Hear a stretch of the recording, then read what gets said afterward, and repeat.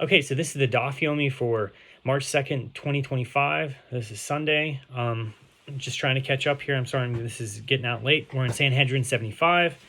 We're talking about surrendering your life not to transgress. So we're going to continue here. It says, "And if it is so that a descendant of Noah is commanded about the sanctification of God's name, he should not have to say to him, 'Go in peace,' or 'Lech shalom.'"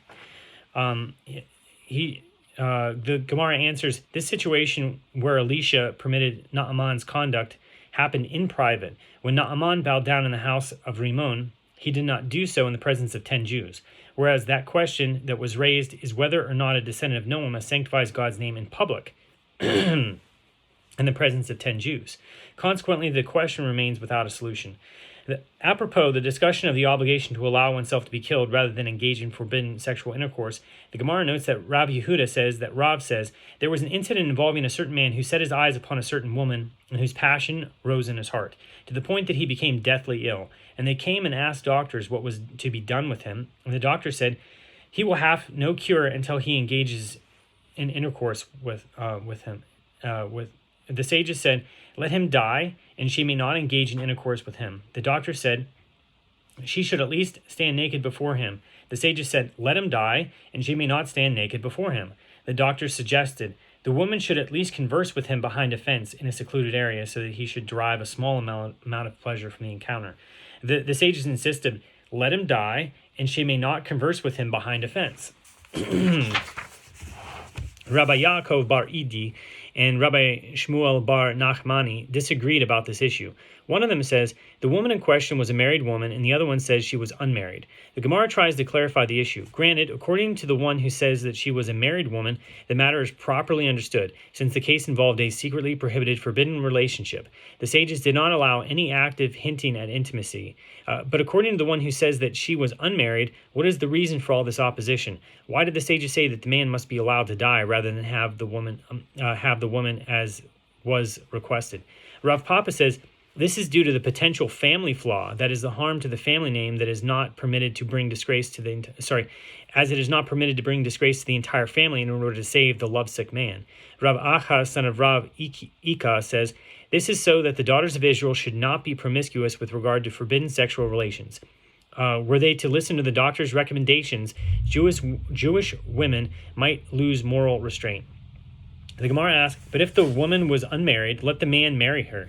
The Gemara answers, his mind would not have been eased by marriage, in accordance with the statement of Rabbi Yitzchak, as Rabbi Yitzchak says, since the day of the temple was destroyed, sexual pleasure was taken away from those who engage in permitted intercourse and given to transgressors, as it is stated, stolen waters are sweet, and bread eaten in secret is pleasant. Proverbs 9:17. Therefore, the man could have been cured only by engaging in illicit relations.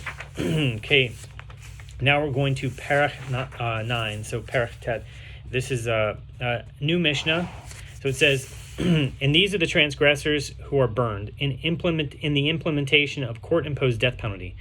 One who engaged in intercourse with a woman and her daughter, and one who is the daughter of a priest and who committed adultery. Included in the category of the prohibition of engaging in intercourse with a woman and her daughter and the resulting execution by burning, they are his daughter and the daughter of his daughter and the daughter of his son.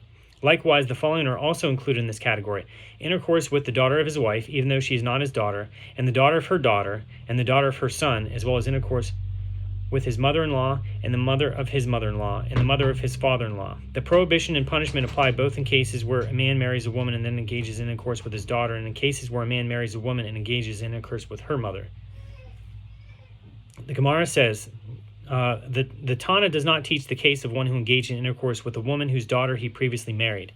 Rather, the Tana teaches the case of one who engaged in intercourse with a woman and her daughter. By inference, one may conclude that both the woman and her daughter are mentioned in the Mishnah for the purpose of establishing that there is a prohibition of intercourse with either of them. And when he engages in intercourse with the first of them, he is liable to be executed. And who are these women? The inference is to his mother-in-law and the mother of his mother-in-law. And the Tana teaches additional women are included in the category of the prohibition of and the punishment for engaging in intercourse with a woman and her daughter. By inference, one may conclude that with regard to both his mother-in-law and the mother of his mother-in-law, the prohibition and punishment are written explicitly in the Torah, and with regard to those additional women enumerated in the Mishnah, the prohibition and punishment are derived by means of interpretation. The Gemara comments, This works out well according to Abaye, who says that with regard to the dispute between Rabbi Yishmael and Rabbi Akiva, cited later in the Gemara in 76b, the difference between their opinions is only concerning the interpretation of the meaning of the verse, but there is no practical difference between their opinions. According to Abaye, whose opinion is expressed in the Mishnah, it is the opinion of Rabbi Akiva. Abaye explains that Akiva maintains that the prohibition of engaging in intercourse with the mother of one's mother-in-law is stated explicitly in the Torah. But according to Rava, who says that the difference between their opinions is with regard to the prohibition of engaging in intercourse with one's mother-in-law after the death of his wife, whose opinion is expressed in the Mishnah. So the opinion of the Tana of the Mishnah corresponds either to the opinion of Rabbi Akiva or to the opinion of Rabbi Yishmael, as they both maintain that the prohibition of engaging in intercourse with the mother of one's mother-in-law is not stated explicitly in the Torah. The Gemara answers, Rava could say to you, amend the Mishnah and teach, one who engaged in intercourse with a woman whose daughter he previously married. The Mishnah teaches, included in the category of the prohibition of engaging in intercourse with a woman and her daughter and the resulting execution by burning, they are his mother-in-law and the mother of his mother-in-law and the mother of his father-in-law. The Gemara comments, Abaye holds that anyone who agrees that the prohibition of engaging in intercourse with one's mother-in-law is stated explicitly in the Torah, and the Tana enumerates his mother-in-law together with the relatives concerning whom the prohibition is derived by means of interpretation. Therefore, according to Abaye, since the Tana seeks to teach that the mother of his father-in-law is included in the prohibition, he teaches the halacha of his mother-in-law and the mother of his mother-in-law as well, despite the fact that the prohibition of engaging in intercourse with one's mother-in-law is stated explicitly in the Torah. By contrast, Rava holds that the woman and her daughter mentioned in the first clause of the Mishnah are his wife and his mother-in-law. Therefore, according to Rava, since the Tana seeks to teach that the mother of his father-in-law and the mother of his mother-in-law are included in the prohibition, he teaches the halacha of his mother-in-law in the latter clause as well, despite the fact that it is stated explicitly in the Torah. The Mishnah enumerates several women with whom intercourse is forbidden who are included in the prohibition of engaging in intercourse with a woman and her daughter, which is punished by execution by burning. The Gemara asks, from where are these matters derived? They are derived, as the sages taught, quote, and if a man takes a woman and her mother, it is lewd, they shall be burned with fire, both him and them, and there shall be no lewdness among you. Leviticus 20, verse 14. I have derived only that this punishment applies to one who engages in intercourse with a woman and her mother. From where is it derived? The one who engages in intercourse with the daughter of the woman married to him, or the daughter of her daughter, or with the daughter of her son, is also liable to be executed by burning. The Baraita continues, lewdness is stated here with regard to the punishment. There shall be no lewdness among you. Leviticus 20, verse 14. And lewdness is stated there with regard to the prohibition. You shall not uncover the nakedness of a woman and her daughter. You shall not take her son's daughter or her daughter's daughter to uncover her nakedness. They are near kinswomen. It is lewdness. Leviticus 18, verse 17.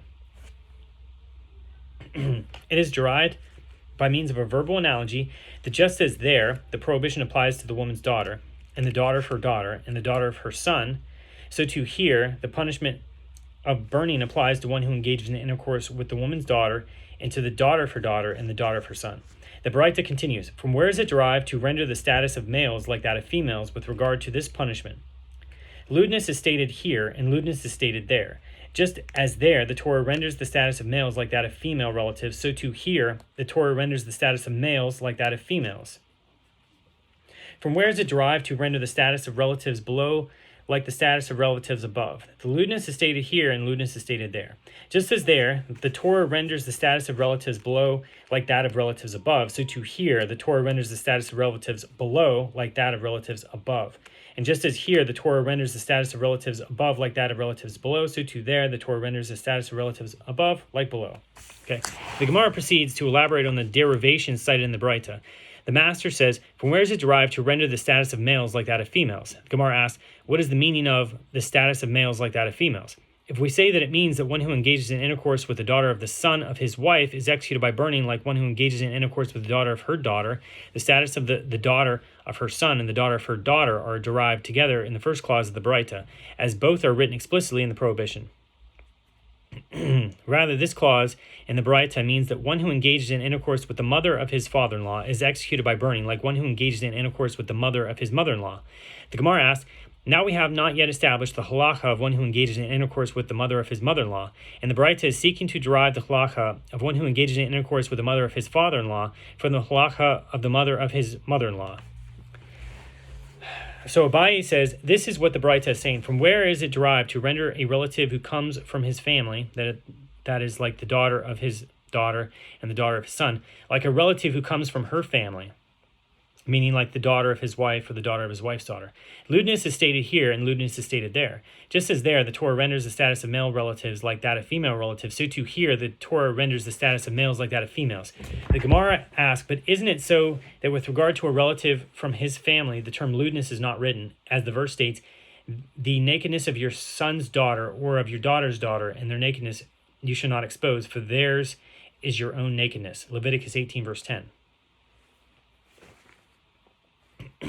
Rava says, Rav Yitzchak bar Avu Dimi said to me, the equation of this relative to her relative is derived by means of a verbal analogy between the word henna, written with regard to his relative. The nakedness of your son's daughter or of your daughter's daughter, your nakedness you shall not expose, for theirs, or henna, is your own nakedness. Leviticus 18, verse 10. And the word henna, written with regard to her relative. Quote, you shall not uncover the nakedness of a woman and her daughter. You shall not take her son's daughter or her daughter's daughter to uncover her nakedness. They, henna, are near kinswomen. It is lewdness. Leviticus 18:17. Additionally, it is derived from a verbal analogy between the word lewdness, Leviticus 18, verse 17, and the word lewdness in the verse, quote, and if a man takes a woman and her mother, it is lewdness, zima. They shall be burned with fire, both him and them, and there shall be no lewdness among you. Zima, right? Leviticus 20:14. The master, Amar, the master says, from where is it derived to render the status of a relative below like the status of a relative above? The Gemara asks, what is the meaning of the status of a relative below like the status of a relative above? If we say this means that the status of second generation relative, like the daughter of the son of his wife and the daughter of her daughter, is like the status of first generation relative, her daughter, this is difficult, as they are derived together, as all of them are mentioned in the same verse, Leviticus 18, verse 17. Rather, it means that the status of the mother of his father-in-law and the mother of his mother-in-law is like that of his mother-in-law. The Gemara challenges, if so, is this an example of a relative below is like the status of a relative above? On the contrary, it is an example of a relative above is like below. The Gemara responds, amend the Baraita and teach, the status of a relative from the generation above is like the status below. The Gemara asks, if so, as for the continuation of the Baraita, lewdness is stated here with regard to the prohibition, and lewdness is stated there with regard to the punishment.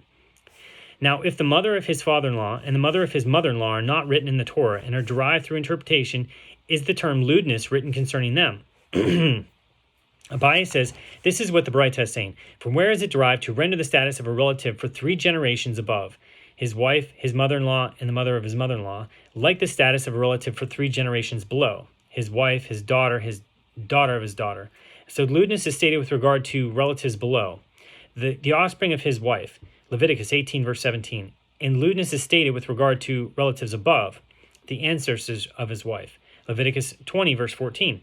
Just as with regard to relatives below, 3 generations, so too with regard to relatives above, 3 generations.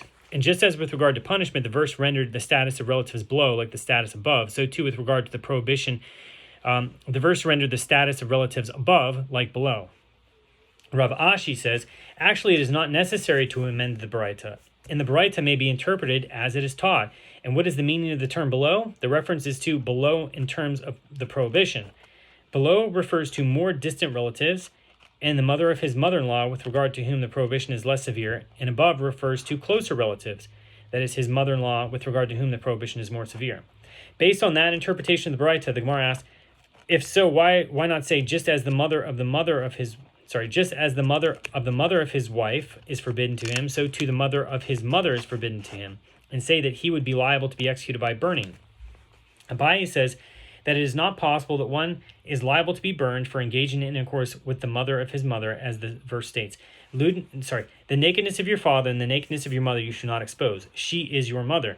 You should not expose her nakedness. Leviticus 18, verse 7. Infer from this, due to his intercourse with his mother, you deem him liable to be executed, but you do not deem him liable to be executed due to his intercourse with the mother of his mother.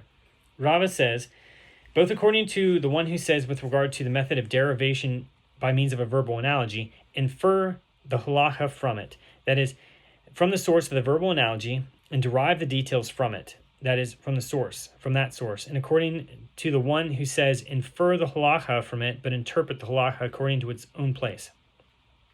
The derived halacha is subject to the principles that govern that which is derived by means of the verbal analogy. It is not derived that one is liable to be burned for engaging in intercourse with the mother of his mother.